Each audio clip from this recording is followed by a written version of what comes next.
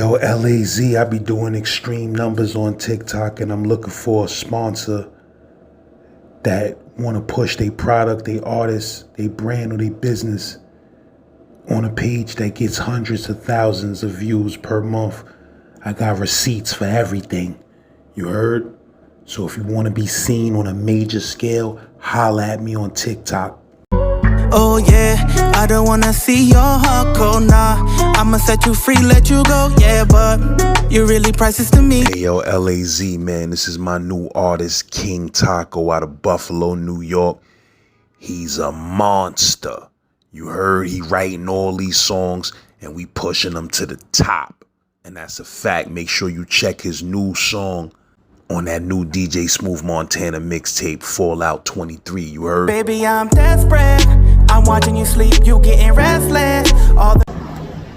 Hey yo, this is St. Laz, and this is a special hour-and-a-half presentation called Kids with Guns, and it's a segment out of my life story about how I grew up in Brownsville, Brooklyn, smack dab in the middle of the notorious crack era in the 80s when New York City was out of control, and how I ended up becoming infatuated and obsessed with guns, and how I ended up facing 25 to life for an accidental shooting that I was wrongfully charged with a homicide for.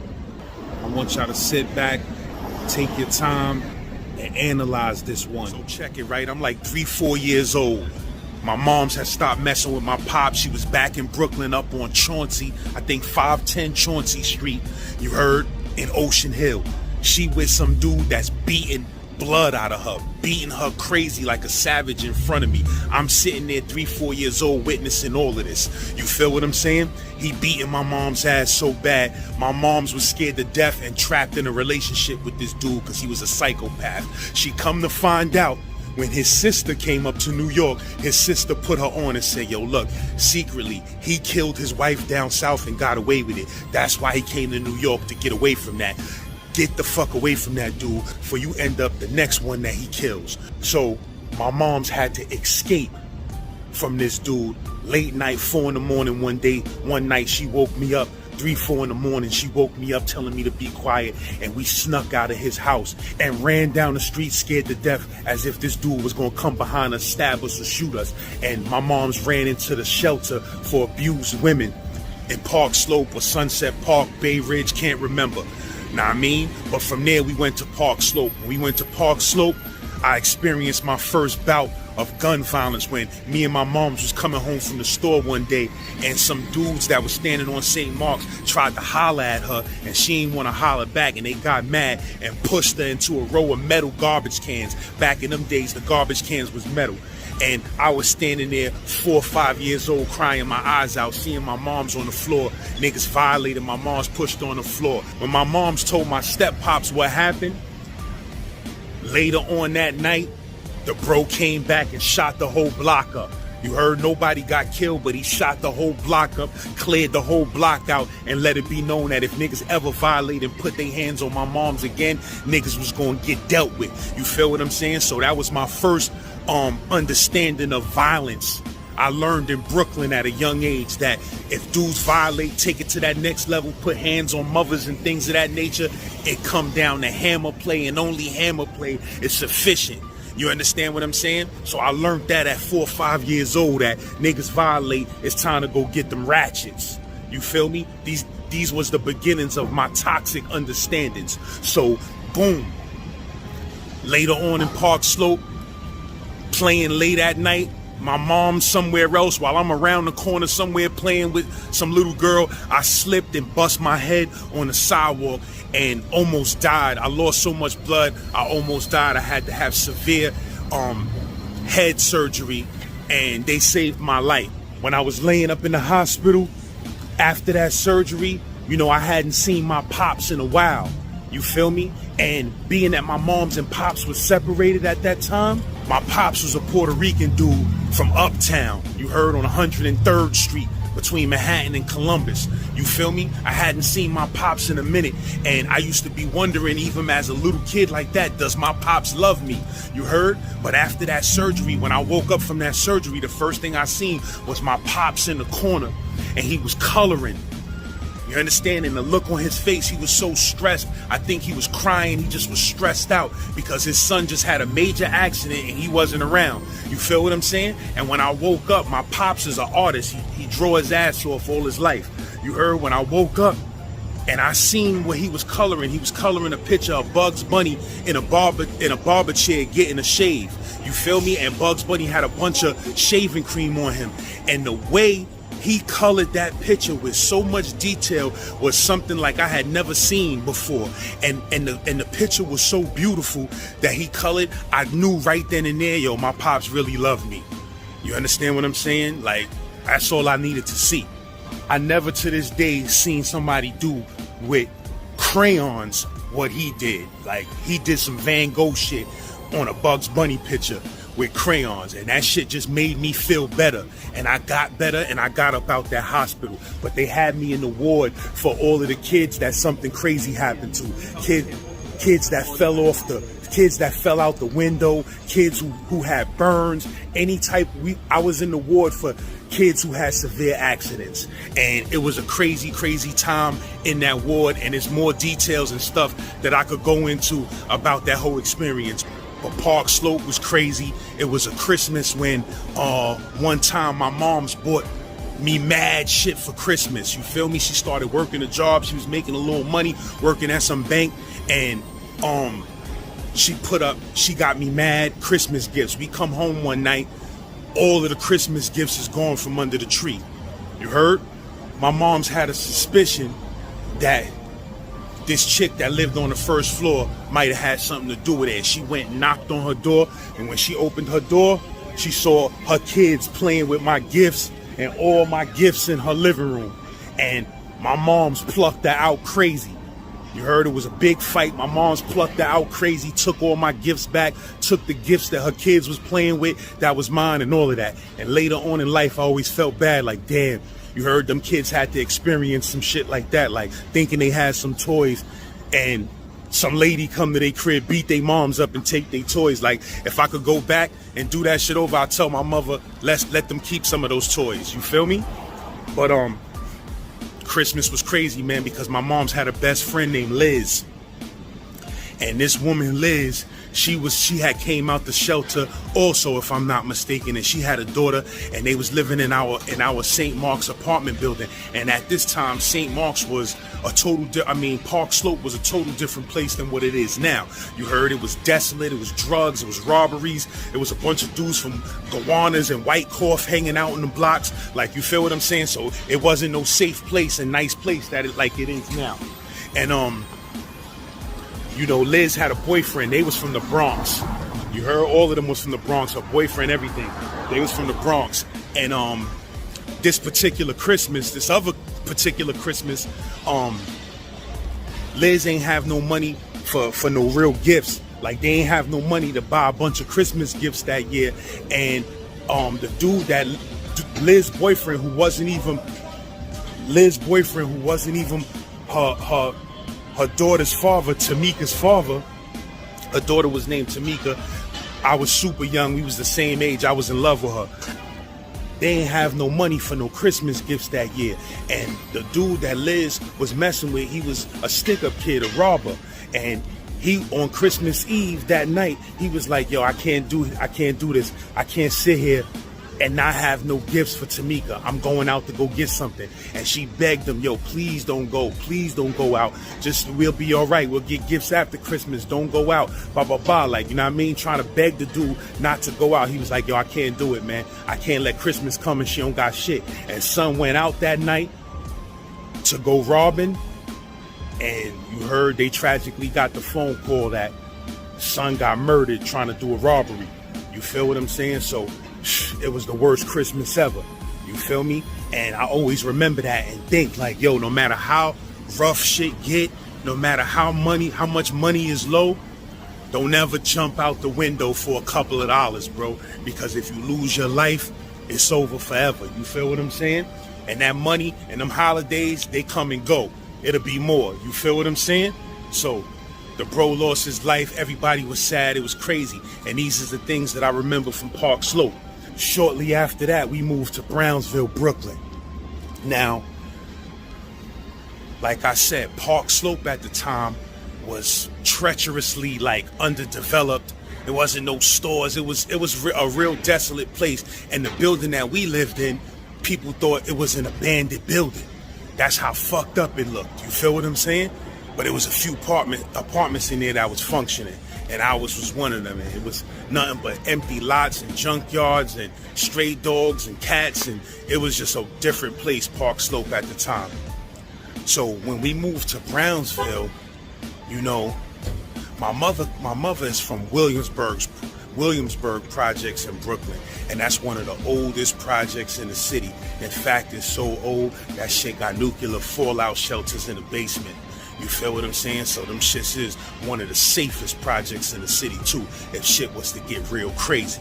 I was used to seeing the projects, but Williamsburg projects and Howard projects look completely different. You feel what I'm saying? So when we pulled up on Howard projects for the first day, I remember when my mom told me, yo, we got the apartment, we moving to Brownsville where my sister is at. My mom's had a sister that was already living in Howard, my Aunt Amy. She was the mother of my cousin Gerald, AKA Slave, my cousin Renee, and my cousin Courtney. You feel me? All of them used to come and visit us when we was in Park Slope because my mom's and her sister was real tight. So my mom's moved to Howard so she could be closer to my Aunt Amy. So when we moved there, we was dumb happy because we already knew we had family there. You feel what I'm saying? So when we first moved to Howard, I remember the first day we pulled up on Howard, and I was looking at the projects and the grass was all manicured and it had the little poles with the chains. You feel what I'm saying? And the buildings was looking all nice from the outside. And I was like, wow. We came up compared to Park Slope. I'm like, wow, we came up. Little did I know I would be sadly mistaken. But Brownsville was a way better looking place from where I was coming from. You feel what I'm saying? And I remember the first night we spent the night there, we ain't have no furniture whatsoever yet. We just had the apartment. You feel what I'm saying? So we got there and shit. And I'm looking out my window. I took the back room. That's when they had the big radiators and the windows that didn't even open up. The shits that just pop open, but you can't lift them up or go out of them. Shits was dumb dangerous and a dumb fire hazard. And that's how all the construction companies and the mob and all of that, I got contracts where they changed all of the windows in the whole New York City housing because they had them fire hazard death trap windows at the time. You heard? But all of this shit was a step up and beautiful to us. You know, when you get in an empty ass apartment, that should be looking nice and crispy. We got in that empty ass apartment. We ordered some Chinese food from right there on East New York Avenue. Matter of fact, I don't know if we ordered from East New York Avenue or the joint right there on Picking and motherfucking Daffin. You understand what I'm saying? But we ordered some Chinese food, and I just remember that Chinese food was banging. That shit was banging, you heard? You know us New Yorkers, we judge neighborhoods like that. Like, how good is the Chinese food over there? If the Chinese food ain't banging, it ain't such a good neighborhood. You heard? So when we got that Chinese food, we like, oh, they got that official shit over here. And me and my moms, we slept on the floor in that empty Howard apartment. We ate that Chinese food. We had the containers on the floor. You heard? We ate that Chinese food, and we spent our first night in Brownsville. And I went to sleep with a smile on my face because we had a new apartment that was nothing like the super slum looking apartment we had in Park Slope. You feel me? And we got family in the projects already, so we good money. You heard? So that was my first day and night in Brownsville. Now, it's so many stories I got about growing up in Brownsville, I really don't know where to start. I guess one of my earliest memories, man, you feel me? And it's sad because this is really one of my earliest memories of Brownsville was I might have been in the 2nd or 3rd grade. Now, you know, I came to Brownsville, I had just turned 6. I was going to preschool and kindergarten in Park Slope. So I had just turned 6 years old when I moved to Brownsville, and I went to PS 298. My first grade teacher was Miss Aricchio. You heard? And my second grade teacher was Miss Bloom. She was the nicest person in the world. You feel me? That was my first time having a teacher that I really loved like a damn mother. She was so sweet. You feel what I'm saying? Miss Bloom. She was a white lady with blonde hair, blue eyes, I think. She was the best. You feel me? I was in love with Miss Bloom. She was my favorite teacher. But around that time, second grade or something like that, I remember, you know, my window in Howard, it faced the park. It faced the big park, and it faced 298. You heard? So now I'm going to 298. And I remember one time I was looking out my window at nighttime, or I was half asleep, or I heard some commotion. I heard some commotion over there by 298. Now this is late night. You heard? This is probably 2 in the morning or 3 in the morning or some shit like that. You heard? I hear some commotion over there by 298, in front of 298, on the side of 298. So I get up and I look out the window and I see some dude, like, you know, this is far from my window to 298, so I can't make out no faces or nothing like that. But I see a dude, and he like a heavy set dude, and he got his hands up, and some other dude got a gun on him, and they robbing him. You know, I'm young, but I kind of know what's going on. They robbing the dude, and he like, yo, take it, take whatever. And they got a car parked right there on that street between the park and 298. You heard? And they robbing the dude, and he like giving it up, and he telling them to take it or whatever. So they robbed him, they took his shit, and when the dude hopped back in the car, the dude that they robbed tried to run off, like he started running off, and whoever was robbing them, they just reached out the window and threw shots, blah blah blah blah blah blah. And I just seen the dude fall. Boom! And he just fell, and I'm looking out the window, and I remember saying to myself, but he gave everything up. Like, they took everything. Why they still shot him?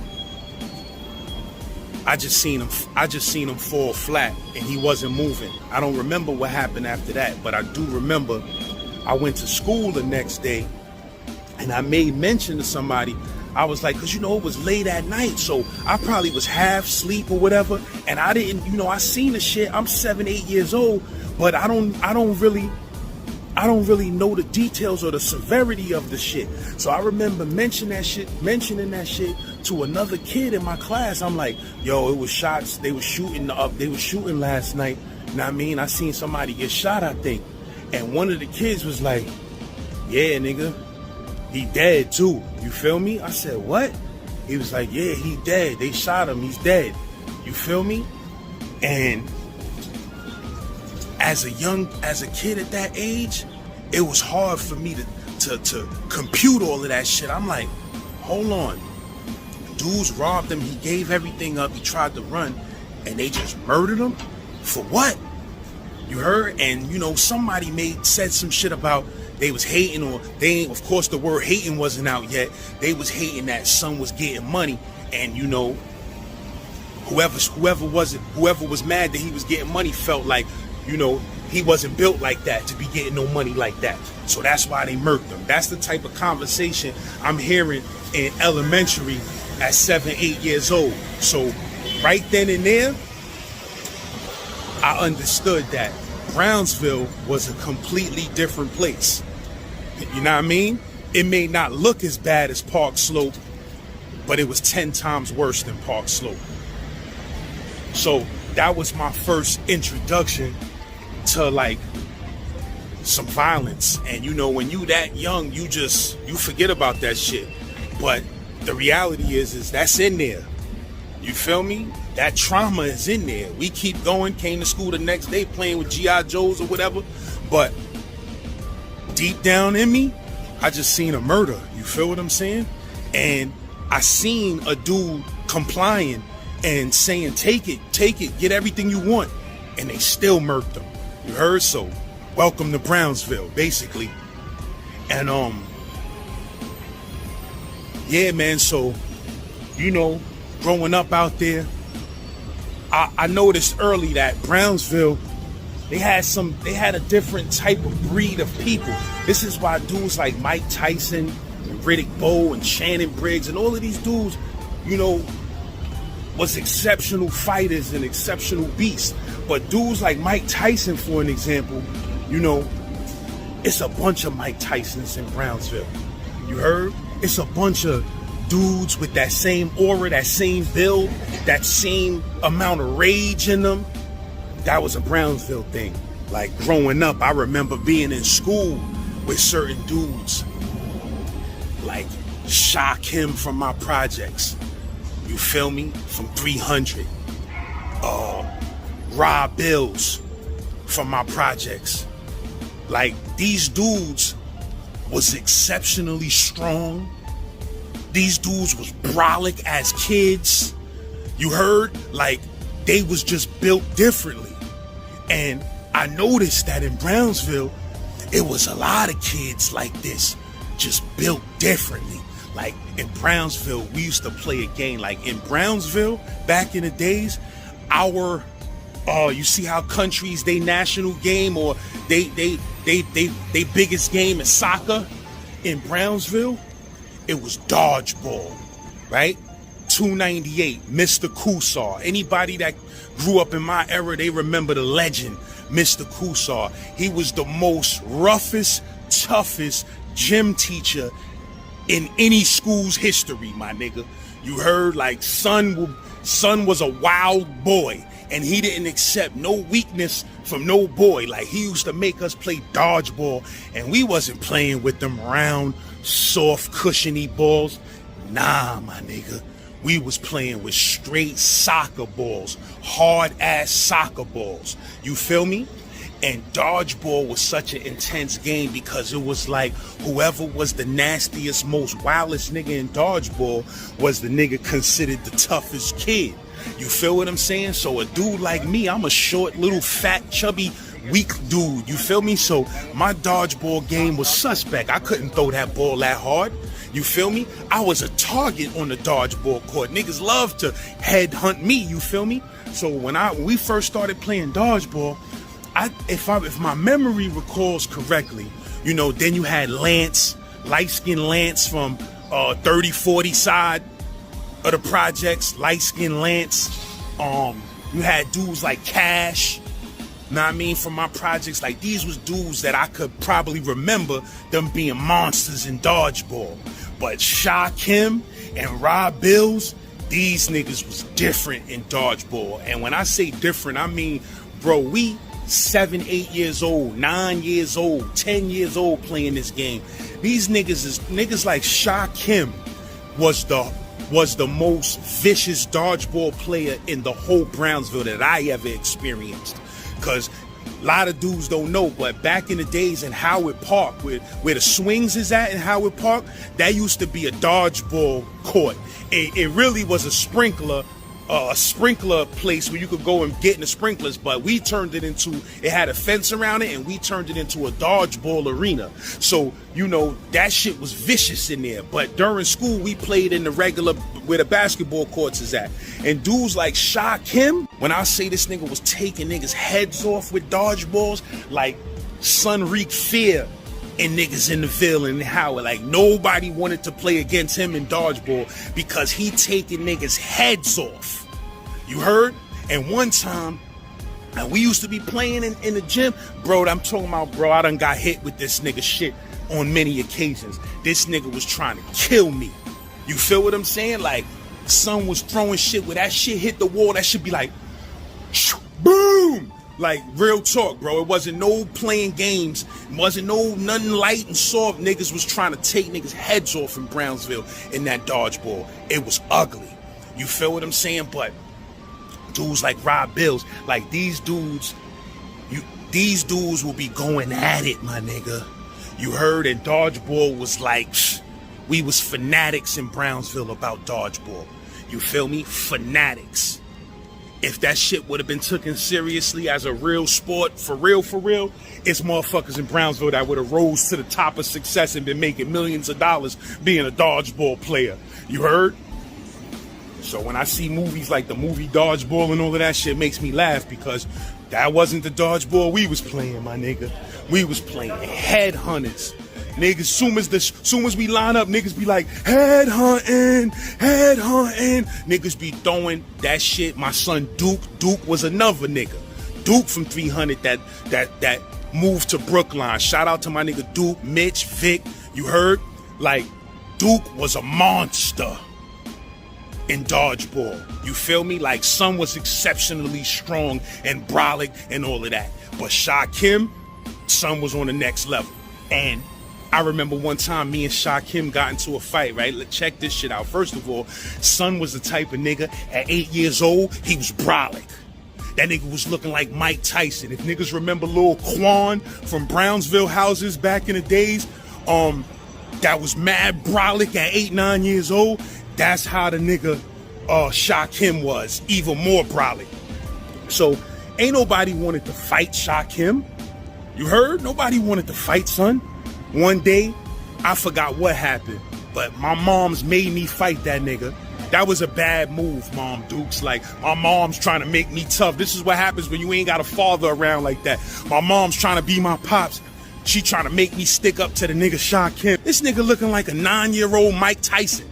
You heard? My little fat, light-skinned ass. Nigga, I wasn't no match for that nigga. Soon as the fight started, that nigga just kicked me dead in my balls. We was fighting right in the grass on the side of 1580. My mother like, fight him. You don't be scared of him. Fight him. I threw my hands up.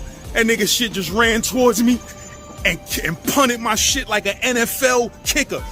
Boop! Nigga, that nigga knocked my nuts. My nuts flew up and got caught in my chest, nigga. My shit like this. I hit the floor. My mom's got the nerve. My shit on the floor like this. My mom's got the nerve to say, get up. Get up. I'm like, nigga, do you have balls? Do you know how it feels to get kicked in your balls at 100 miles per hour like a motherfucking NFL playoff game? Son, this nigga kicked my balls up into my chest. My shit like this on the ground. I'm in the grass like, My mom's thinking I'm doing that shit because I don't want to fight. Nah, nigga. My balls is in my lungs. What are you talking about? You heard? But yeah, so I ain't never want to fight that nigga again. But that's the bro. You feel what I'm saying? I later on seen son in the penitentiary. It's another story I'm gonna get into. That coming this shit later on down the line. Crazy. But yeah, that shit wasn't a good look though, that fight. And yeah, like I said, my cousin lived in the projects also. He was 3 years older than me. At the time, you know, that was just my cousin Jerry. But son ended up, you know, me and son would hang out with each other. He was 3 years older than me. So, you know, when you a kid, 3 years is a lifetime. You heard? Son was a grown nigga to me. So me and that nigga used to hang out, and son used to hang out with a dude named Joe, who ended up becoming a legend in the penitentiary named Ville, right? But at this point, you know, Joe was the best fighter in the projects in our little age group, and dudes older than me or whatever. Nobody really could beat Joe too much. I never seen Joe or heard of Joe losing no fight at the time. Son hand game was bananas. You heard? He used to be hanging out with this kid named Ruben from 1548. Like, you feel what I'm saying? And, you know, it'd be Joe, Ruben, my cousin, and, you know, Pizzo, rest in peace. All of these niggas was hanging together. And I remember, I just got a memory locked in my head where one time, Joe, who was already known for fighting and feared, his hands was feared in Brownsville. You feel what I'm saying? And Joe had a super duper rough upbringing. Son grew up wild. You feel what I'm saying? Wilder than most. But I remember, you know, Joe was fighting somebody in the middle of Howard Projects. This was before that park was in the middle of Howard Park, rather. This is before that park was developed, and it was glass and it wasn't shit in there. Handball courts was fucked up. It was terrible. You heard? And I remember Joe throwing his hands up to fight a nigga, and you know, the kid ain't want to fight or whatever.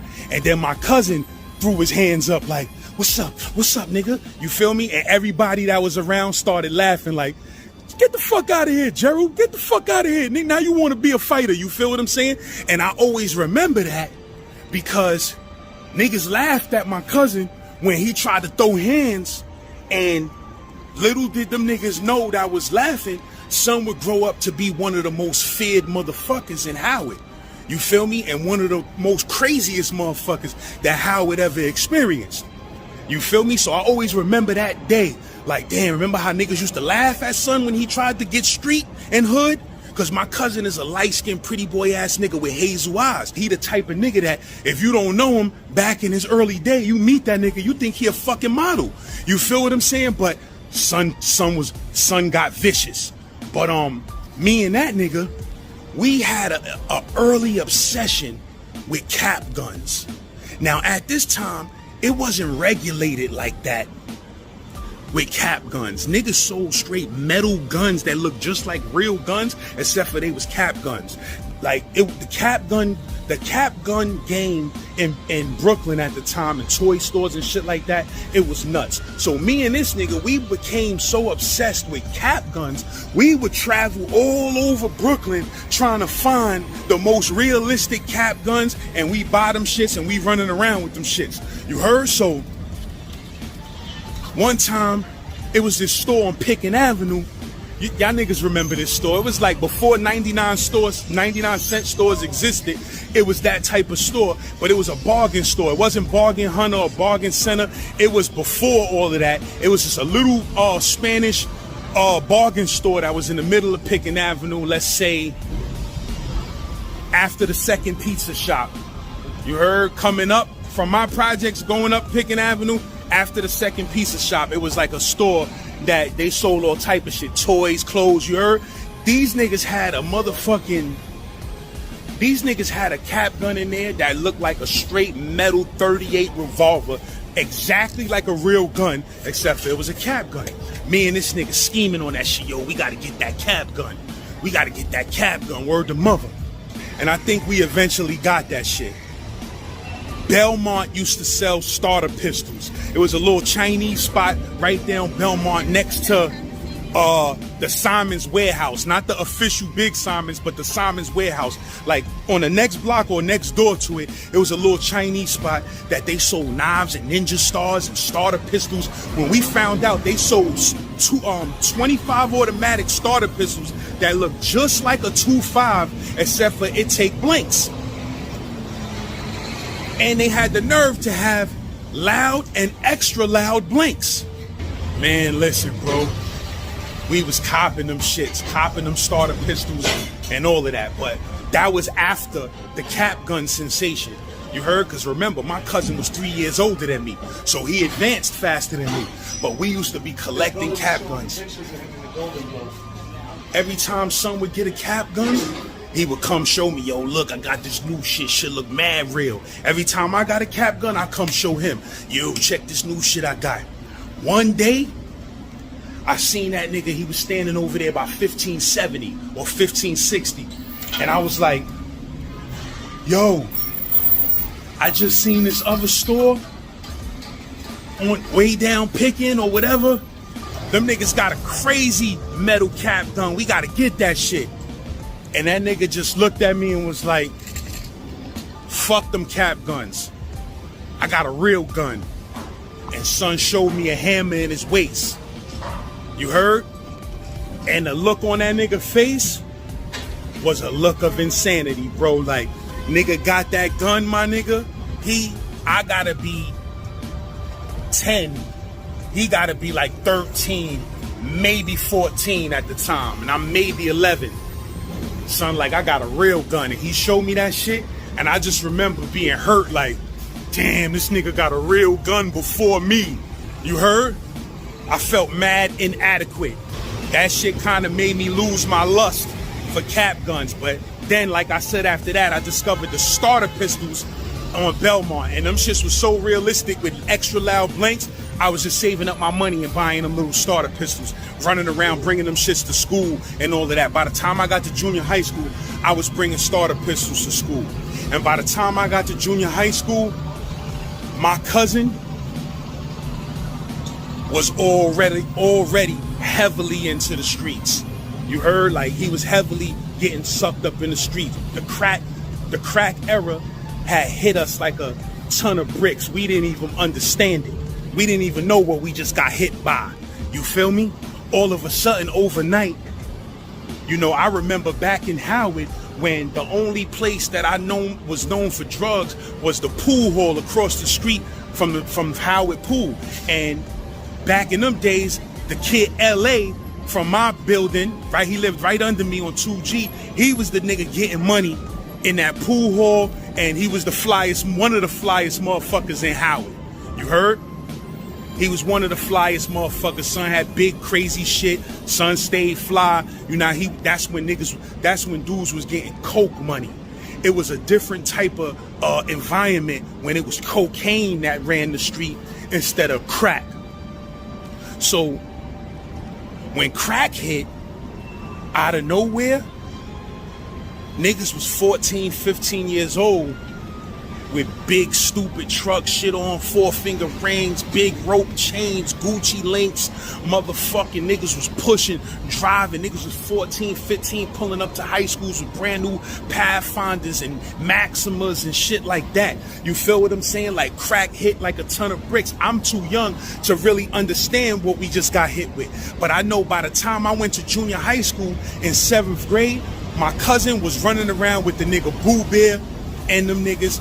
And, you know, it's stories on my channel about Boo Bear. Boo Bear was a dude in my building that was an excellent basketball player, Michael Jordan type status. And he got sucked up into the crack trade and started selling crack and became a drug kingpin of sorts at a young age. You feel what I'm saying? In Howard. And he had a vicious team of dudes that was running around doing a lot of vicious shit. But by 7th grade, one of my best friends was a kid that was living in Amboy at the time. I'm not even gonna say his name. We just call him R. You heard? So R was my man. I met son. He had moved, I think, from the Star to the Ville, and I'm not sure if he was living in 10 Amboy or he was living in one of those buildings that, you know, it's like for people coming out the shelter. You feel what I'm saying? I just remember in 7th grade, you know, me and son got tight, and this was 88, bro. You know, this was 88. Me and son got tight, and one day, son showed me some cracks. He said, yo, son, look. I was like, yo, what's that? We in 7th grade in our math class. And he like, yo, look, son, you know what I mean? And I was like, yo, what's that? He was like, yo, that's crack. He was like, yo, I sell crack after school. I be selling crack and shit for this kid up the hill. I said, word? Now, me being so young and impressionable and stupid, I'm listening to music and shit. All of this shit is coming into my head like, oh, so this is the shit that, you know, niggas be rapping about, NWA, and all of these niggas be talking about this shit. Now it's starting to make sense. Son showed me the crack. I wanted to be down so much. I'm like, yo, can you tell a nigga that you work for to get me a job? Because, bro, when crack hit in the 80s, when crack hit, that shit was so lucrative and making so much money that, believe it or not, motherfuckers' parents was signing their kids up to sell that shit. You feel what I'm saying? Murder, rest in peace, was on the channel. He spoke about how niggas came to his mom's and asked him, yo, can your son work the spot for after school? His son used to be doing his homework while serving niggas crack through the door in the spot. You feel what I'm saying? As a 9-year-old kid, a 10-year-old kid or whatever. So the crack trade was so lucrative, everybody was trying to get some of that money. Niggas knew niggas was getting rich off that shit. So motherfuckers was doing anything to get a piece of that. And mothers, like on The Wire, when that broad came with her son and was like, y'all gonna give my son a corner, he put in all his work. That's how mothers was back in the days. Like, niggas was running down on drug dealers like, yo, what's up? You ain't got no fucking work for my son? You telling me you can't give my son a little 3-hour shift after school? That's how it was in the Ville. Niggas' mothers was making them sell crack, my nigga. And that's a fact. And my nigga, oh, when he showed me that crack, I'm so young and dumb and naive. I'm so young and dumb. I'm begging this nigga, yo, son, Get me a spot, son. Get me a work. Get me a shift after school. I could do 3 o'clock to 5 o'clock. He like, all right, I'm an ass son. I'm an ass son. And that's how niggas got put on. Other kids would bring kids to the drug dealer like, yo, this my man, you heard? And niggas would get a job. So, you know, I'm at that age where I want to impress chicks and stuff like that. So I'm running around with son. We in 275. You heard? I'm running around with son. Son bringing a 22 starter pistol to school. Couldn't tell me that shit wasn't real. And he bringing motherfucking krills to school every day. So we stunting off, showing the chicks the krill. They like, ooh, and ain't nobody telling on us. But we impressing the chicks, showing them hammers, showing them motherfucking starter pistols and motherfucking cracks. Son, I used to be begging this nigga, yo, son, let me hold 3 of those cracks. Let me hold 3 cracks, my nigga, so I could stun off. You feel what I'm saying? And I'll be in my class, you know what I mean? And I'll pull them shits out my pocket, or I act like one of them shits dropped on the floor in front of chicks. We was sick in the head, my nigga, with, you know, street culture. And we thought this shit was cute and this shit was great. My nigga, we starting all type of trouble in the school in 275, right? One time we used to do some dumb shit where one nigga's get on his knees and get crouched behind a nigga, and the other one push the dude over and they fall. We did that to a kid one day. Know what I mean? Like, I pushed him, but my man crouched behind him and I pushed him and he fell, or the other way around, can't remember. And the kid jumped up and he tried to snuff my man R. My man R just snuffed him, boom, and kind of like, you know, injured son eye. Like, fucked his retina up where the kid eye was bleeding. And we both got suspended. You heard? We both got suspended for that shit, if my memory recalls correctly. And it was real crazy because we could have damaged that kid eye for life. You feel what I'm saying? Playing around and all of that. So, you know, we was doing young, stupid shit, trying to be street niggas and shit. And what I didn't know was that son said he was selling drugs for, yo, bro, he was selling drugs at 12 o'clock at night. This nigga gotta be up for school and be in school at 7 o'clock. I mean, at 8 o'clock. This nigga gotta be to school at 8 o'clock. This nigga was selling drugs in my projects at 12, 1 o'clock at night type action. You heard? And he didn't tell me that. I didn't even know he was in Howard doing that shit. And one day, son came to school and he was like, he was looking crazy. I'm like, yo, son, what's the matter? He like, yo, bro, almost got killed last night. I said, what happened? What the fuck happened? He said, yo, bro, your cousin saved my life. I said, my cousin? Who? I said, my cousin? I said, how? What?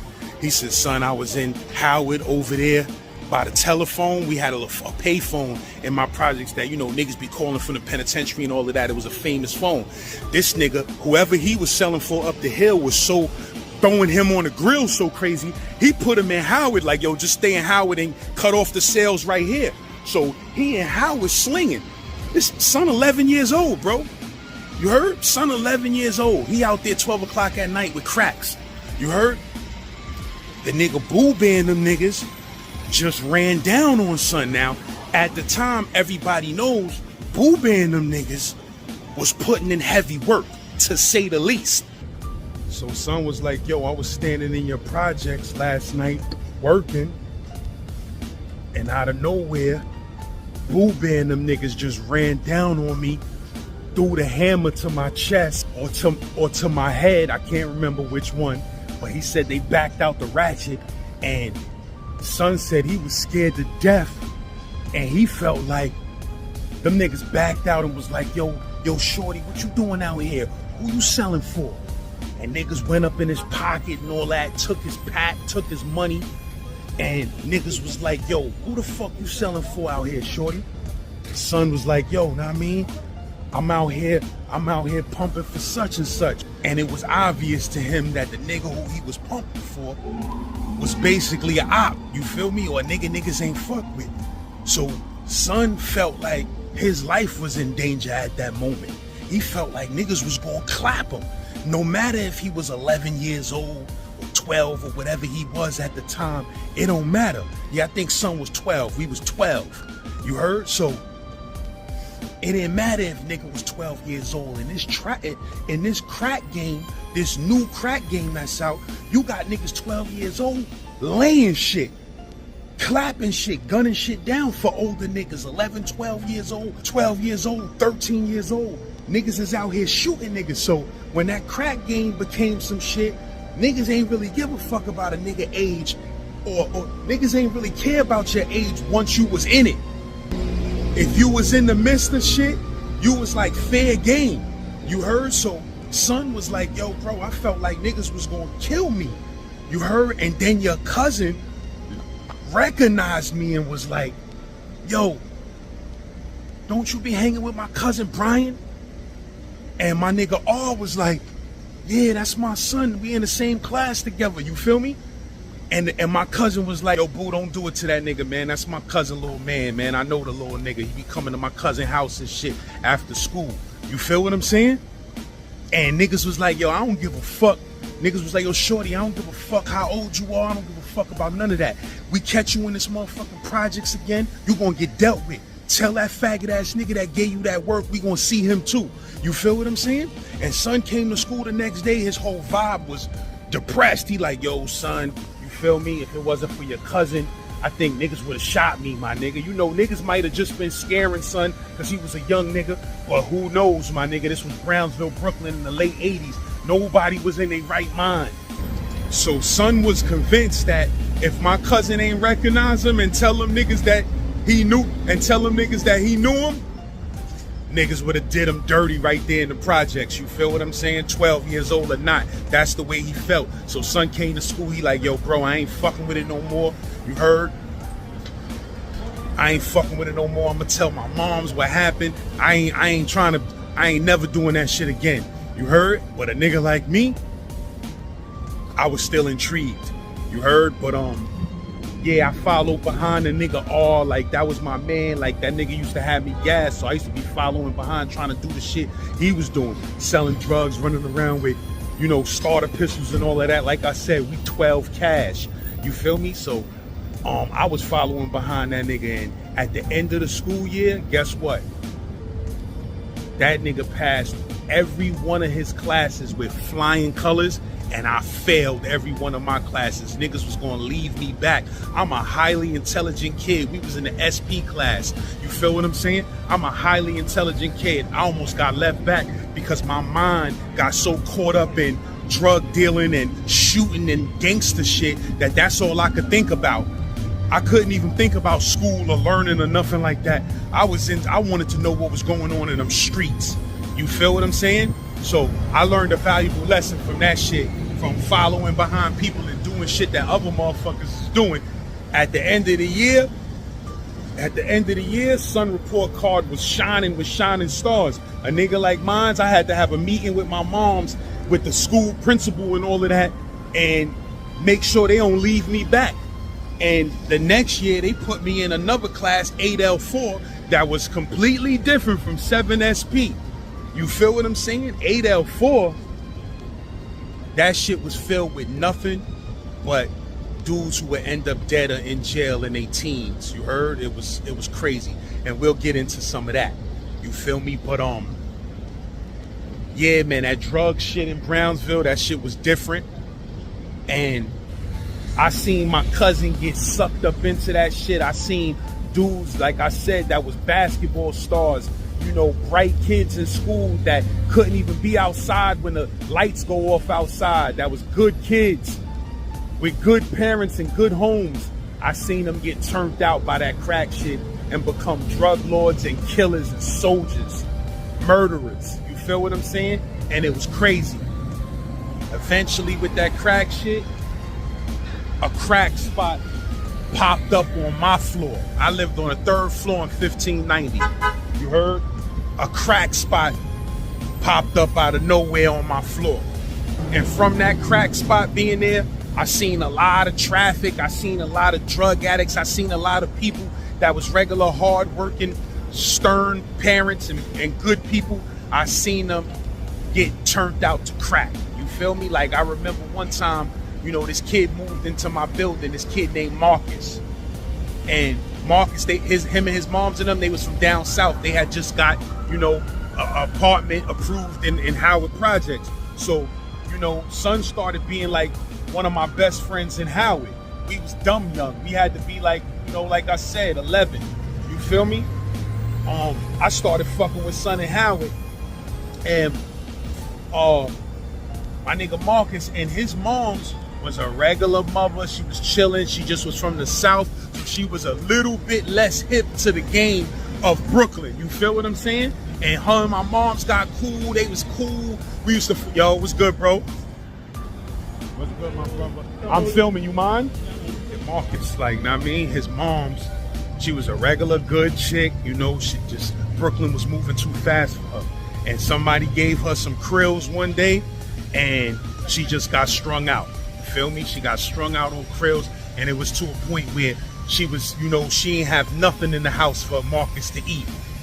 Everything was going to the drug, the food stamps, everything. At this time, food stamps was actual bills like dollars. So people was taking those for crack and all of that. You feel what I'm saying? So Marcus used to spend a night in my crib because he was starving. And I used to feed Son, you feel me? And I was an only child ass nigga. So I used to be thirsty to have, you know, a friend in my crib and shit like that. I ain't had no brothers and sisters. So I used to be bribing Son. Yo, Son, spend a night in my house. I got mad food. And he used to be like, word, I'm there. Son be spending the night. It'd be 3, 4 in the morning. Son be passing like that. I'd be like, yo, Son, wake up. We playing Nintendo. And they could be like, yo, I'm tired, Son. Yo, give me something to eat. I could stay up. That nigga just be conning me out of food all night long. But it was sad, man, because, you know, Son, they was trying to say Son was slow in school and all of that shit like that, and his mom's was on drugs, and eventually child services came and got Son and took Son away from his mom's, right? And it's crazy because couple of years later or whatever, I was in Prospect Park, and I was walking through Prospect Park. I can't remember if I was with my class. I think I was with my class 298, and we went on a trip to Prospect Park or something like that. And I'm walking through Prospect Park, and I hear somebody calling my name, Brian. I turn around, and it was Marcus. His Son was like 30 pounds heavier with some thick ass glasses on. You heard? And all of that time they was trying to say he was slow, telling his mother he was slow in school and all of that. And all it really was is Son needed some goddamn glasses. You feel me? And I saw Son, and he was with his foster mother. And he was like, yo, Son, I got a new family now. You heard? Yo, I'm mad happy, Son. I'm mad happy. You heard? And I just looked at that. I looked at that nigga's stomach. I was like, yeah, I see, nigga. You heard? I gave Son a hug, and I ain't never see or hear from Son again. But that's my guy, and I'ma always love him. You heard? And it's fucked up that his life got turned upside down with that crack trade. You heard? And I remember one time he was over there by 1548, and Son was new in the projects. Nobody ain't really know Son. And I remember the nigga Boo Bear snuffed him and bust his nose, and Son was bleeding mad crazy out his nose. I kind of had never seen that much blood from a dude coming out his nose in my life. You feel what I'm saying? And that shit had me tight. You heard? Because Boo Bear was way older, so I don't even know why he did that shit. You feel what I'm saying? But you know, kids will be kids. Son was new in the projects. Nobody ain't know him. He was all over the projects, comfortable and loose. You know, in Brownsville, if you ain't family in that projects, you would be treated like an outcast. And I learned that later on in life. You feel what I'm saying? But at that time, I was tight. But I'm real happy that Son found a family that took care of him. And, you know, he ain't get sucked up. Because if he would have stayed in Brownsville, what would have ended up happening? He would have ended up selling drugs and busting his gun and killing motherfuckers. Because they say boys who witness their mother in compromising positions, getting abused too much or strung out on drugs, or they grow up to murder. You feel what I'm saying? And that probably would have been his fate. So I'm glad those people came and got Son. You feel me? But yeah, this was Brownsville, Brooklyn in the 80s, and it was a place where kids seen and did a lot of things that they shouldn't be seeing and doing. You feel what I'm saying? When that crack spot came next door to me, it was vicious. You feel what I'm saying? It was vicious. And I'm going to continue talking about that in the next installment. This is St. Laz, and this is Kids with Guns, my life story on how I grew up in Brownsville and ended up facing 25 to life for an accidental shooting charged with murder in 1992. I'm gonna tell y'all the whole story. Hey yo, LAZ, this is brand new music off that Kids with Guns soundtrack. This one is called Sight. So the dude I was calling my stepfather, his name is Wayne. And Wayne was never married to my mother, but he was with her for so long and so many years that you know how we do in the hood. That's my step pops. So, you know, son was the type of dude, man, he from Nostrand and President. He had a bunch of brothers. They all grew up in Crown Heights. They originally from the South. I can't remember if it's North Carolina or South Carolina. Know what I mean? But they originally from the South. And, you know, my mom's was messing with Wayne since we was living in Parkslope. And, you know, Wayne back in the days was a dude that was just in the streets wilding out. Like, you feel what I'm saying? Like, way back in the days when Wayne was in his 20s, you know, Wayne was the type of nigga running around with a BVD, with a burgundy BVD on, with some Pumas, you feel me, some waves to the side. Son was a straight hardcore Brooklyn dude. And when I was a young dude, son used to come in the crib. Son used to be coming in the crib from a long day of doing who knows what, you heard? And son used to be sniffing his coke like son used to sniff coke. This was before crack came out and all of that, you feel me? Son used to do his thing. My mom's used to smoke her weed and she ain't fuck around with the coke. And that nigga used to be doing his coke and son would sniff that shit in front of me and tell me straight up. I used to be 8, 9 years old. Son used to sniff that shit in front of me and be like, yo, look, you see this shit I'm putting up my nose? Don't you ever put this shit up your nose. You heard? And I never did.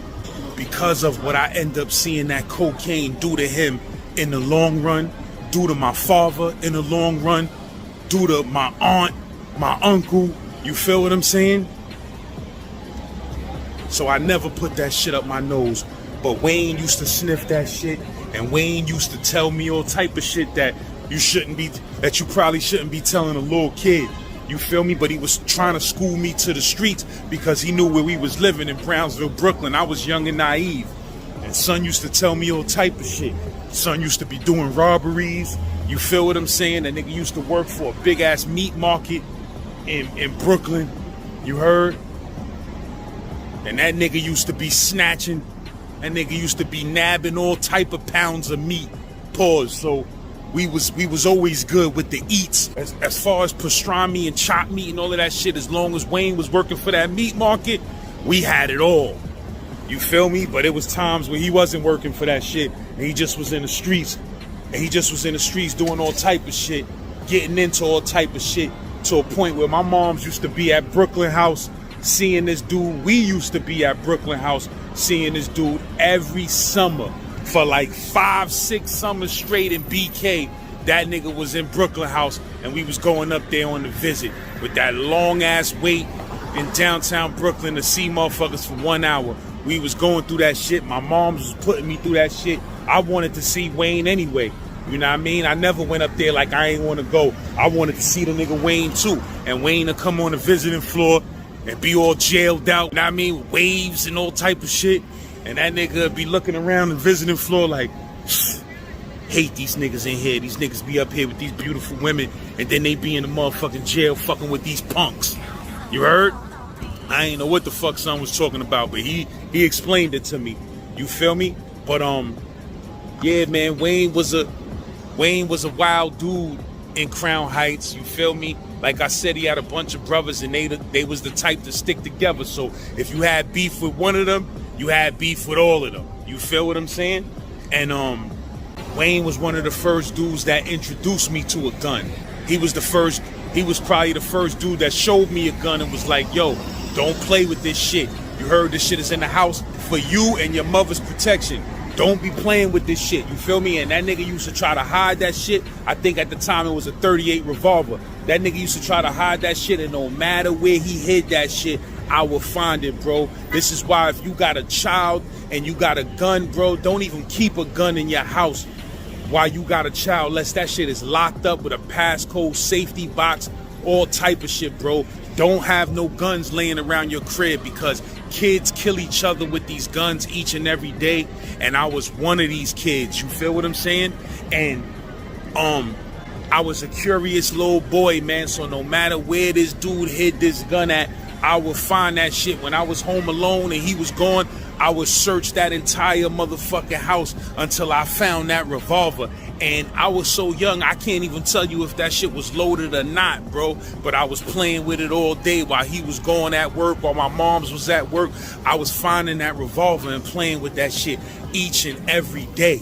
You feel what I'm saying? So, like I said, if you got a kid, man, listen, don't have no loaded guns in that house, my nigga. Cause kids, they could sense when shit is hidden and dangerous and they don't supposed to be fucking with it. They gravitated towards it. You feel what I'm saying? And I think about how this nigga used to hide his shit all the way at the top of the linen closet. And Howard, in the G apartment, I don't know about other apartments like that, but in the G apartment, we had a linen closet in between, you know, the bedrooms. Like in the hallway where the bedrooms is at, it was a linen closet with shelves. So he used to be trying to hide his shit all the way at the top of the linen closet. And I would get a chair and climb up there and find that motherfucking gun, bro. And I could have been, I think that shit wasn't loaded. He was smart enough not to have it loaded. But I could have been blew my motherfucking head off and killed myself with that gun. You feel what I'm saying? So, like I said, don't do it. If you got a gun in the house and you got a kid, you got a boy, a girl, boy or girl, get that shit out the house or go get a fucking safe for that shit and lock that shit up. You feel what I'm saying? Do not have that shit laying around, bro. Because if your kid is anything like me at 10, 11 years old, 9 or 10 years old, nigga, I was finding that shit no matter where it was hidden. You feel what I'm saying? This obsession with guns, I don't know where it came from, but I know it has something to do with growing up in Brownsville, Brooklyn, and seeing how people respected guns. You feel what I'm saying? Which makes me think of a story. Like in my projects, man, back in the early 80s, it's some legendary dudes, man, that I remember when they was just teenagers, but these dudes ended up being, you know, legendary names and figures in the penitentiary and in Brownsville. You know how that shit goes. Niggas be regular motherfucking kids, but, you know, that's our fate. We going to do 25, 30 years in the penitentiary. So these regular dudes and regular kids, they end up being the street legends and the penitentiary legends that we hear about. But I remember one time, you know, in my projects, they had this shit called the Big Circle. Now it's like a garden in there and shit like that. But before, it was just a big ass circle of grass. And on Howard Day and shit, you know, niggas would set up tables and that shit and all of that. And, you know, the Big Circle was the shit. But the Big Circle was also a stage for all type of shit. And as a kid, I used to look out my window and see all type of shootouts in that Big Circle. Niggas shooting it out with LH, niggas shooting it out with Van Dyke, whatever. Like, dudes would be trying to come into the projects and niggas would be banging at them across the grass of the Big Circle. And my window faced the whole Big Circle. I could see everything. You heard? So many of nights I watched movies out my window of niggas having shootouts. You heard? Dark ass, you know, in the dark with blue sparks firing out of dudes' hammers, and, you know, dudes getting beat up and jumped. You would see everything around that Big Circle. You feel me? Like, I remember one time I was sitting there with the dude Wayne, and dudes was, you know, it was like a little fire hydrant and, you know, a little patch of grass with some chain links and poles, like right in front of 1548. And dudes used to hang out in front of that little spot, in front of 1548, right in front of 1570. You feel what I'm saying? And one day me and Wayne was looking out the window late at night, and somebody was out there getting jumped, and there was a bunch of dudes, and they was beating this dude up real bad. The way dudes was acting, like they was gonna clap the dude that they was jumping up, that they was jumping. So my step pops was like, yo, look, you see the way they about to shoot him. They about to shoot him. I'm like, yo, how you know? I see, he like, yo, you see the way he holding his arm and that move he doing? Like he was doing a move back in the days that niggas used to do. Son was doing a little move that, you know, gunslingers did in Brooklyn in the early 80s. You feel me? This had to be like 82 to 85. You feel me? But dudes used to, cuff their hand, and do like a little run, a little bounce and a little run before they shot somebody. And I remember that day. I remember that night when the dude was when they was jumping that dude. My step pops was like, "Yo, they gonna shoot him. They gonna shoot him. You see that move he doing? That means he about to clap him. You feel what I'm saying?" And for some reason, they didn't clap that dude. You feel me? Like somebody came over there and broke the shit up and told him leave the dude alone or whatever. But they definitely was looking like they was about to do something to son. And I just remember that energy and that heartlessness of that group while that dude was on the floor getting beat up and stomped out, and nobody ain't give a fuck. So he must have did something he wasn't supposed to be doing. That type of ruthlessness and heartlessness, seeing a dude get his ass stomped out and beat up by a bunch of motherfuckers, and he laying on the floor and nobody give a fuck. Niggas is sitting around puffing cigarettes and drinking and not caring. Like, this is things that you learning from your environment as a child. You understand what I'm saying? I'm a kid. I'm soaking this shit up. What it's supposed to be a motherfucking real nigga or a motherfucker that's gonna survive out here. So anyway, you feel me? Back to the big circle. So one day I'm riding my bike around the big circle, right? And you know how it was back in the days in Brooklyn and in the hood. Motherfuckers want to ride on your bike. Like the older motherfuckers, the older tough motherfuckers want to ride on your bike, and when they get your bike, these niggas be disappearing for 2 hours. You heard nigga take your bike and go up to Harlem to go see a chick, you feel what I'm saying? Or some shit like that. So, I'm riding my bike. My moms tell me, don't let nobody ride your bike. I don't give a fuck who it is. My moms was already hip to the game of the little kid getting deaded on his bike. So I'm riding my bike around the big circle. So this kid from my projects, you feel what I'm saying? This kid from my projects, we just gonna call him V, you heard? Way older than me at this time. He like, yo, shorty, yo, son, let me get a ride. Let me get a ride. So I'm like, nah, my mom said nobody can't ride my bike. He like, yo, man, I don't want to hear that shit, man. Let me get a motherfucking ride. I'm coming right back.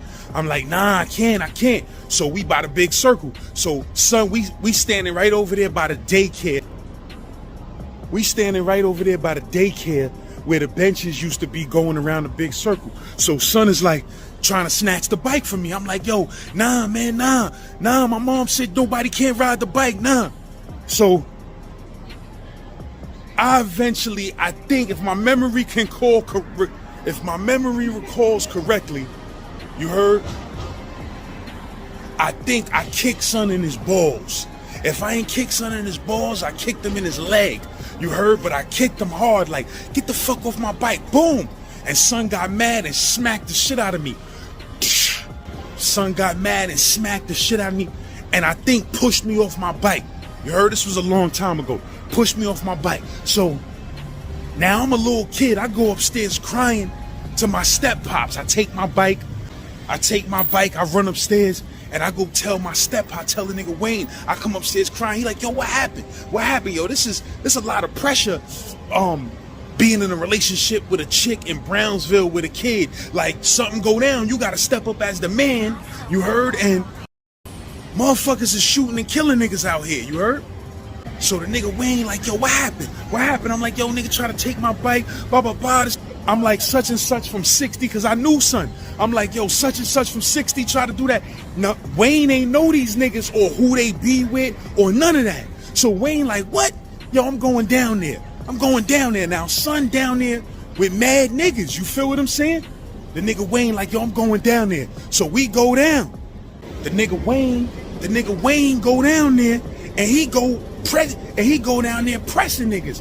And you know, this legendary shit, because I forgot who son got it on with, but he got it on with somebody real major from Howard. I don't want to make a mistake and say the wrong name, but he got it on with somebody legendary from Howard. You know what I mean? Probably one of V co-defendants, because V, you know, later on in life was involved in a case that was historical in Brooklyn. You feel what I'm saying? We was all kids with guns in Brownsville, and this is why I tell this story. A lot of people got trapped off young, trying to live this Brownsville life that we was taught was real shit. But the nigga Wayne goes down there. You feel me? And he like, yo, show me the nigga who pushed you off your bike or whatever. And at the time, I don't even think Son was still there. You feel me? I think the nigga V had bounced, but other niggas was there. So Wayne came around on some shit like, yo, where this dude such and such at? And that was Son people. So Son people was like, yo, who you, my nigga? So my step-pop was like, fuck you mean who you, man? Niggas hit my son. You heard try to take my son bike. What's going on? I was standing at a distance, my nigga. You heard, I'm a little kid, so these niggas was grown-ass niggas to me. They probably was 17, 18, but they was grown-ass niggas.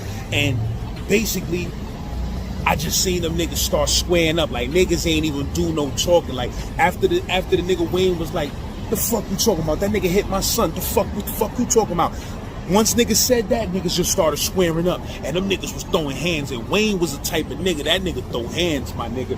You heard, like, that nigga hit hard. He was a brolic, stocky ass nigga, grown. That nigga hit hard, son. That nigga breaking jaws, you feel me? He breaking faces, you feel me?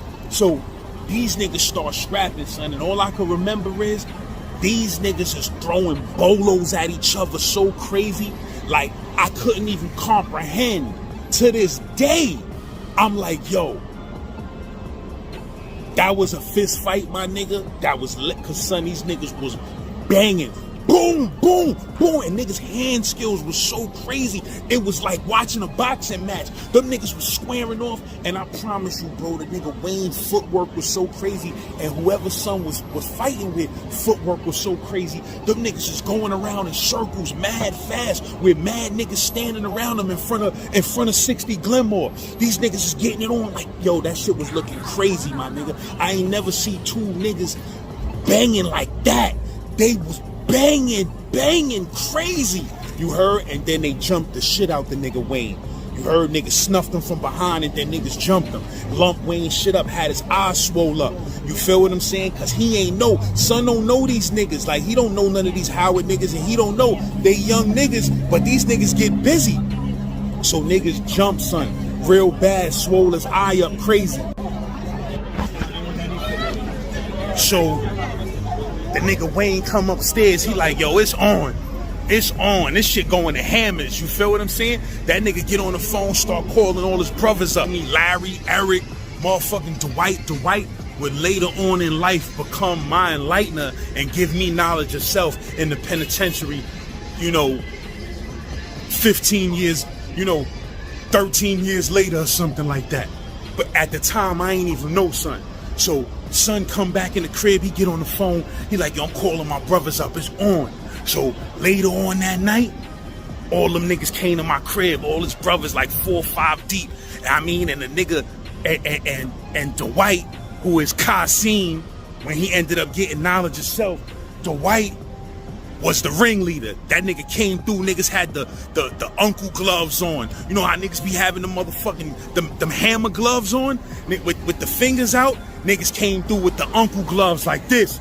Yo, what's up? Where these niggas at? Who the fuck is these niggas? They was talking mad shit in the crib like, these Brownsville motherfuckers, nigga. We done had to handle some Brownsville motherfuckers before. We gonna go out there and see what's up with these niggas. They don't know how we get down, nigga.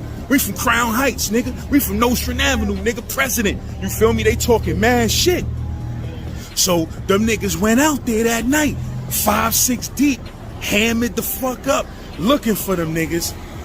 Who knows what went down, my nigga? You know what I mean? Nobody got murdered or no shit like that. But I'm sure, shit went down. Them niggas went through the projects looking for niggas. And I think my step-pops told me niggas was nowhere to be found. Niggas was laying low. Because niggas knew shit. Niggas jumped a nigga that they don't know from Brooklyn, an older nigga, because son was a little older than them niggas. They knew that nigga was coming back with the slammers. You heard? So, shit was crazy. But that's how niggas in Howard got to know who the fuck Wayne was. Wayne wasn't starting no trouble out there, but Wayne was letting it be known, listen, if it get crazy, my hands work and my hammer work. You feel me? So, shit was dumb wild. Wayne tried to school me to a lot of shit. Eventually, That cocaine habit turned into a crack habit later on down in life. You feel what I'm saying? When crack hit, you know what I mean? You gotta remember, crack snuck up on, you know, when niggas was fucking with that crack, nobody really knew how crazy addictive that shit really was. So some niggas was just fucking with some krills, you know. Niggas started off smoking wools, putting that shit in weed, putting that shit in a blunt, you feel what I'm saying? And next thing you know, a motherfucker had a full-fledged habit. And that shit took Wayne from a fly-ass nigga that you would never see without a new pair of sneakers, a name belt. You feel what I'm saying? Nigga come through with the name belt that say Wayne on that shit. You feel me? With a motherfucking good crispy BVD with some good motherfucking, you heard, with some good motherfucking Adidas, Pumas on shell tops. Know what I mean? Like that nigga was a hardcore early 80s Brooklyn motherfucker. You feel what I'm saying? And son was never a sucker ever. You feel what I'm saying? So that's the nigga who I had at my house growing up. And you know, when son started getting high, a lot of things changed, bro. A lot of things changed. You feel what I'm saying? Like my moms would be telling me like, yo, Wayne is on something, man. He on something, man. I can feel his muscles don't feel the same. Like Wayne's body is solid, rock hard. Like when I touch him, his body is all soft now. I don't know what he doing. You heard? And you know, my mom's is the type of naive motherfucker. She be in denial to the very last minute. So, you know, shit started getting hectic, bro. Sometimes, you know, we come home, I come home from school, the TV was gone. The VCR was gone. You heard that son of yo, somebody broke in the crib or whatever. But we all knew, man, we had to face the facts that son was strung out on that shit. And you know, the Wayne that we used to know, that was the protector of the family, that was a fly motherfucker, a money getting motherfucker. You feel what I'm saying? Like that crack shit'll take a nigga's soul and spirit. You feel me? And son still had love for my mother, still had love for me, my nigga. But you know, if you know about crack, you know that shit is undefeated, my nigga. You heard? It maybe one or two people you know in life will escape the grasp of that shit. But that shit right there, my nigga, that shit ends lives. It take a nigga's soul, turn somebody into a total different person that you don't know. You can't even trust nobody no more once they on that shit. You feel what I'm saying? And that's what happened with Wayne. He started getting on that shit. He started stealing shit and, you know, putting my moms through emotional turmoil. And as I got older, I wasn't trying to hear that shit. You feel what I'm saying? I wasn't trying to hear that shit. But I don't want to skip forward too fast. You feel me? Because I still got a lot of shit to talk about in my childhood. But, you know, Wayne was the dude that was in my house. You feel me? And son was a stick-up kid, a real motherfucker. You understand what I'm saying? A good motherfucker that loved karate flicks. Me and that nigga done sat when Brownsville Video was open right there on motherfucking Mother Gaston, back when it was Stone, when we had that little video store right there by the gas station, right down the block from LH. Like, me and that nigga would go to that motherfucking video store, bro. My moms be like, yo, do not come back with nothing but karate flicks. We go in that little motherfucker looking at VCR tapes. We be like, yo, we ain't feeling none of this. Niggas would just come back with 4 karate flicks. My moms be mad as a motherfucker. I'd be like, yo, listen, we watching the Cripple Avengers. That's the nigga who put me on to the Cripple Avengers. The Drunken Master. You feel what I'm saying, motherfucker? That nigga Wayne put me on, and we had some good motherfucking times in Howard. You feel what I'm saying? We had some good motherfucking times in Howard. And you know, we all grew up rough. Wayne grew up rough and poor with a bunch of brothers and sisters, and he was a product of his environment. You heard? Fucking with drugs and drinking and shit like that. So, you know, as I'm at my age now, I don't judge nobody, man. I understand the type of shit motherfuckers went through. When I came home from jail and I bumped into Wayne, Wayne told me some shit. He was like, yo, man, I'm proud of you, man. You know what I mean? Because, you know, I was a little soft little kid, mama's boy little kid when he met my moms. You feel me? Like, he seen me when I was a fucking baby. You heard? So he never thought that I would even, you know, live the life of anything street. And when I seen son, when I came home from the can, he said some shit. He was like, yo, man, you know, I've been all around the state. And every time I hear your name, people talk that shit with respect. And he was like, I couldn't believe it. He was like, he said, look at you. You know what I mean? You done turned to a fucking thug. And I was like, yo, man, listen, I ain't trying to be no thug, my nigga. Like, you feel what I'm saying? I wasn't trying to go to the penitentiary and be no fucking sucker, because that's not what was in me. You heard? I had to just find out what was really in me. And niggas like you was living in a house with me. So, you feel what I'm saying? But, you know what I mean? Son was basically proud of me, because wherever he went, a nigga spoke highly of me. Like, yo, word not a nigga Lotus, that's my son. That's my son, a real one. You feel me? Everywhere he went. But it's like, that's not what I was aiming for. I just was aiming for surviving the penitentiary. But Wayne, wherever he at, man, you heard, I just hope son get his life together and live a long life and grow old, man. That's all I hope. You feel me? Real talk. LAZ, here go another new record on this Kids with Guns soundtrack. It's called Psalm 71. I've been through a vicious struggle, baby. And not only am I still standing, I'm still jamming, baby. LAZ, Brownsville, Brooklyn.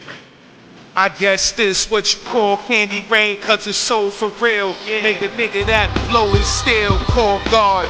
Hard in the slums, a law should come, and some of these stars should come. Spark guns, heroin addicts, revolvers and Maddox. We on flowers in the attic, trying to grab it. My man Mel, pass.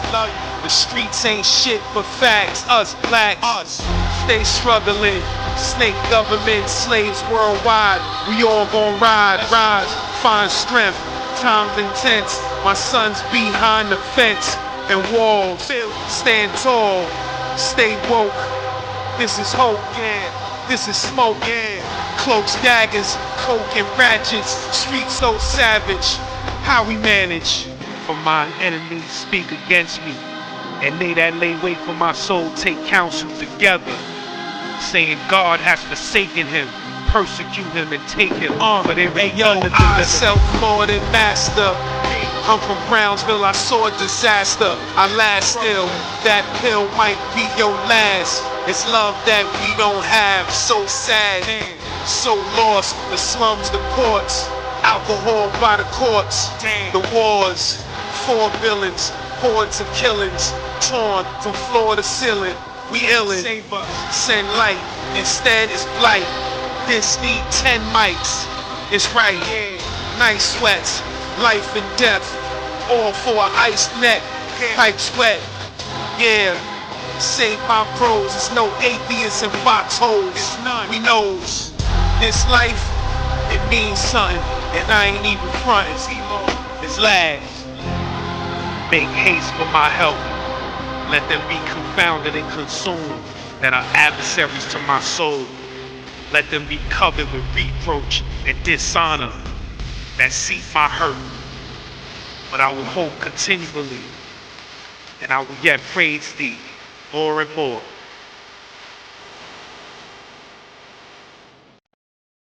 Also, when I drop these episodes, I'm gonna leave links in the description and in the comments to other videos where I spoke about these certain things in more detail, because sometimes I forget stuff, I leave stuff out. You know, I may be mistaken about a thing or two, or time or date or something like that. So I'm gonna drop these links in the description and in the comments so that that if you want further information and more detail about some of this stuff, because I'm not trying to keep y'all for 6 and 7 hours, you heard? So I'm gonna drop some links to my TikTok page where I spoke about these events in maybe more detail, and some YouTube videos I did in the past about this subject, because, you know, I've been trying to put this out for a minute, you know, and I was trying to do it on a big Hollywood type tip, but I decided to do this shit the same way, you know, I started this shit, and that's with my motherfucking phone walking down the street. You feel what I'm saying? So make sure y'all check those links if y'all need more detail about these chapters. You heard? LAZ.